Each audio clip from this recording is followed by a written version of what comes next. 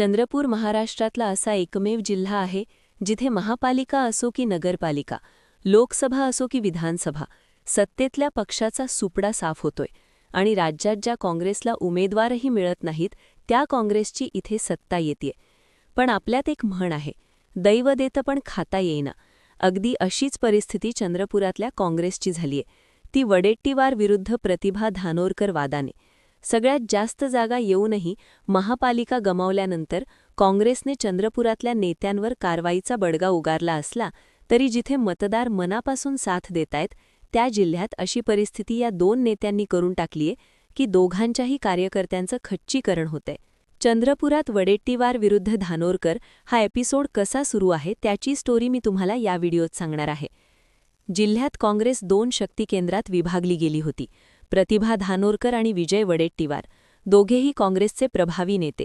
दोन्ही नेत्यांनी आपापल्या समर्थकांना महत्त्वाच्या पदांवर बसवण्याचा प्रयत्न केला, ज्यामुळे नगरसेवकांची गटवारी झाली आणि या वादातून समृद्धी महामार्गावर नगरसेवकांच्या अपहरणाचे आणि धमकावण्याचे प्रकार घडले, ज्यामुळे पक्षाच्या प्रतिमेवर प्रश्नचिन्ह निर्माण झालं आणि ताकद विखुरली गेली. दोघांचाही जिल्ह्यात मजबूत गट आहे, पण निवडणूक निकाल लागल्यानंतर 27 नगरसेवक एकत्र येण्याऐवजी दोन गटात विभागले गेले होते. एका बाजूला वडेट्टीवार समर्थक तर दुसऱ्या बाजूला धानोरकर समर्थक. ही फूट फक्त पदांवरून नव्हती, तर ती होती जिल्ह्यातील वर्चस्वाची लढाई.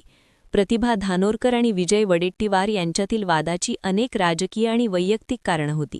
2024च्या लोकसभा निवडणुकीच्या वेळी विजय वडेट्टीवार आपली मुलगी शिवानी वडेट्टीवार यांच्यासाठी लोकसभेचं तिकीट मिळवण्याचा प्रयत्न करत होते, तर प्रतिभा धानोरकर यांनी आपल्या पतीचा वारसा पुढे नेण्यासाठी या जागेवर दावा केला होता. पक्षश्रेष्ठींनी प्रतिभा धानोरकर यांना पसंती दिल्याने दोन्ही नेत्यांतील कटुता वाढली होती. महापालिका निवडणुकीनंतर देखील काँग्रेसचे 27 नगरसेवक दोन गटात विभागले गेले, कारण वडेट्टीवार यांनी वसंता देशमुख यांचं नाव गटनेतेपदासाठी सुचवलं, तर धानोरकर यांचा त्यांना विरोध होता आणि त्यांनी सुरेंद्र अडबाले यांच्यासाठी आग्रह धरला. शिवाय मित्रपक्षांना, विशेषतः शिवसेना उभाठाला महापौर पद देण्यावरूनही दोघांमध्ये मतभेद झाले. वडेट्टीवार मित्रपक्षाला पद देऊन सत्ता स्थापन करण्यास अनुकूल होते, मात्र धानोरकर गट पूर्ण 5 वर्षांसाठी हे पद स्वतःकडेच ठेवण्यावर ठाम होता. लोकसभा उमेदवारीपासून सुरू झालेली दरी महानगरपालिकेपर्यंत पोहोचली आणि जेव्हा पक्षांतर्गत समन्वय तुटतो तेव्हा बाहेरच्यांना संधी मिळते आणि इथेही तेच घडलं. निकाल लागल्यानंतर पहिल्या काही दिवसात काँग्रेसकडून स्पष्ट भूमिका आली नाही. चर्चा सुरू होत्या, पण स्पष्ट करार होत नव्हता. शिवसेना उभाटा गटाने महापौर पदाची मागणी केली. काँग्रेसमध्ये मात्र एकमत नव्हतं. पूर्ण 5 वर्ष स्वतःकडे ठेवायचं की रोटेशनल फॉर्म्युला स्वीकारायचा, निर्णय लांबला. तेवढ्यातच भाजपने अंतर्गत मतभेद असतानाही सुधीर मुनगंटीवार आणि किशोर जोरगेवार यांनी वेळेवर एकत्र येत शिवसेना उभा आणि अपक्षांशी यशस्वी वाटाघाटी केल्या. मुनगंटीवार यांनी असाही गौप्यस्फोट केला की सत्ता स्थापनेसाठीची पहिली बैठक काँग्रेसचे माजी नेते राहुल पुगलिया यांच्या निवासस्थानी झाली होती. सुधीर मुनगंटीवार यांनी रोटेशनल फॉर्म्युला सुचवला. महापौर पद भाजप आणि ठाकरे गट प्रत्येकी 1.25 वर्ष भूषवणार होते. पहिली टर्म भाजप तर दुसरी ठाकरे गटाकडे असणार होती, तर उपमहापौर पद ठाकरे गटाचे प्रशांत दानव यांच्याकडे सोपवले गेले. या युतीमुळे काँग्रेसमधील विजय वडेट्टीवार आणि खासदार प्रतिभा धानोरकर यांच्यातील गटबाजी चव्हाट्यावर आली. काँग्रेसचे नगरसेवक दोन गटात विभागले गेल्यामुळे आणि त्यांच्यात समन्वय नसल्यामुळे सर्वात मोठा पक्ष असूनही त्यांना सत्ता गमावी लागली. निर्णय उशिरा घेतल्यामुळे सत्ता गेली असा आरोप आता केला जाऊ लागलाय. नेतृत्वाने वेळेत हस्तक्षेप केला असता तर निकाल वेगळा असता असं म्हटलं जातं. नगरसेवकांची पळवापळवी सुरू झाली होती. नगरसेवकांना सुरक्षित ठेवण्यासाठी रिसॉर्टमध्ये हलवण्यात आलं.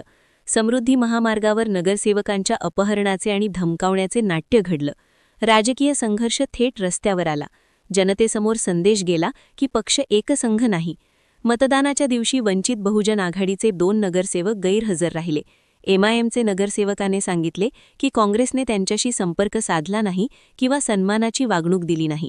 या अनुपस्थितीमुळे बहुमताचा आकडा खाली आला. मतमोजणी पूर्ण झाली आणि निकाल जाहीर झाला. फरक होता फक्त एका मताचा आणि शेवटी भाजपच्या संगीता खांडेकर अवघ्या एका मताने विजयी ठरल्या आणि 27 जागा जिंकूनही काँग्रेसची एका मताने सत्ता गेली. भाजपकडून असा दावा करण्यात आला की काँग्रेसकडे संख्या होती पण नेतृत्व नव्हतं. स्थिर पर्याय म्हणून आम्हाला पाठिंबा मिळाला, असंही भाजपने सांगितलं. या सगळ्या घडामोडींमध्ये आरोपांचाही स्फोट झाला. मनसे नेते संदीप देशपांडे यांनी दावा केला की प्रत्येक नगरसेवकाला कोटी रुपयांची ऑफर देण्यात आली होती. मात्र या आरोपांना अधिकृत पुरावे समोर आले नाहीत. सत्य काहीही असो, राजकारणात आरोपांची सावली प्रतिमेवर परिणाम करते. संख्या मोठी असली तरी एकजूट नसली तर सत्ता जाते, हा संदेश इथे पाहायला मिळाला. खरं तर हे प्रकरण थेट दिल्लीपर्यंतही गेलं होतं. वडेट्टीवार आणि धानोरकर या दोघांना समोर बसवून वाद सोडवण्यात आला होता आणि चंद्रपुरात परतल्यानंतर सत्ता स्थापन होणं अपेक्षित होतं. पण दोन्हीही नेत्यांचा इगो पक्षापेक्षाही मोठा होता. इकडे काँग्रेसची चर्चा होत राहिली आणि भाजपने सत्तेचं समीकरण जुळवलं. काँग्रेस हायकमांडने या प्रकरणाची आता चौकशी सुरू केली आहे आणि चौकशीनंतर वडेट्टीवारांसह धानोरकरांवरही कारवाई होऊ शकते. वडेट्टीवार हे काँग्रेसचे राज्यातले वरिष्ठ नेते आहेत आणि त्यांना शिवसेनेतून आलेल्या धानोरकरांकडून जे आव्हान मिळतंय ते पाहून काँग्रेसचे जुने कार्यकर्तेही नाराज आहेत. तर धानोरकरांनी पतीचा निधनानंतरही मिळालेली खासदारकी स्वतःच्या संघटनेसाठी ब्रह्मास्त्र म्हणून बाहेर काढली आहे. चंद्रपूरच्या गोंधळावर तुमचं काय मत कमेंटमध्ये जरूर लिहा आणि अशा